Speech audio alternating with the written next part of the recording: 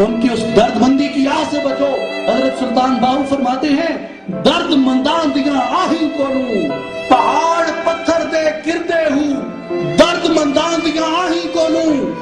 اسمان تھی تارے جھڑدے ہوں، درد مندان دیاں آہیں کونوں بھج ناک زمین جھڑدے۔ درد مندوں کی اس آہ سے بچو اور یقین کریں کہ ہم سے مراد ہمارے حکمرانوں نے جو رویہ کشمیری قربانیوں سے اپنا رکھا ہے، جو بے رخی، جو اجنبیت، جو بے پرواہی ان نظیم لوگوں کے ساتھ اپنا رکھی ہے،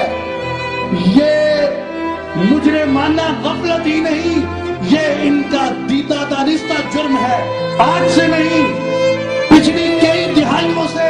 ہمارے حکمرانوں کا یہی رویہ رہا کشمیریوں کے ساتھ، یہی سلوک کیا ہم نے کشمیریوں کے ساتھ۔ اور اب اس رویے کو، اس تمام صورتحال کو ہم دیکھیں تو ہمیں یہاں آپ کی توسط سے، پاکستان کے اس مستحق اور بھرپور میڈیا کے توسط سے میں اپنے کشمیری بھائیوں کو اس بات کا یقین، اس بات کا احساس اور اس بات کی تسلی دلانا چاہتا ہوں کہ ہمارے حکمران جو بوتیاں مارتے پھریں، ہمارے حکمران جو ٹمک ٹولیاں لگاتے پھریں، پاکستان کے غیور عوام، پاکستان کے درد مند عوام، وہ کل بھی کشمیریوں کے ساتھ تھے، وہ آج بھی کشمیریوں کے ساتھ ہے، وہ آنے والے کل کو بھی کشمیریوں کے ساتھ رہیں گے۔ اور دنیا کی کوئی طاقت ہمارا لا الہ الا اللہ محمد رسول اللہ پہ قائم شدہ یہ رشتہ نہیں توڑ سکتی۔ اور اگر وہ وہاں پہ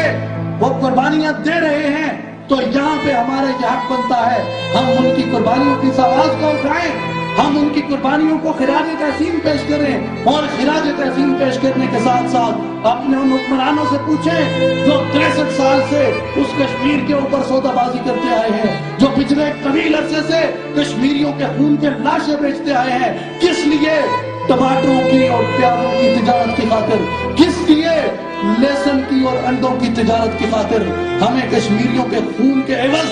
یہ انڈے منظور نہیں ہے، ہمیں کشمیریوں کے خون کے عوض یہ ٹماٹر، یہ آلو، یہ پیاز منظور نہیں ہے۔ جاؤ انہیں اپنے اقتدار کے ایوانوں میں پکاؤ، جاؤ انہیں تم اپنے ان عشرت قدوں میں پکاؤ جہاں پہ پاکستانی عوام کا، جہاں پہ کشمیری عوام کا خون تم چولہوں کے اندر جلاتے ہو۔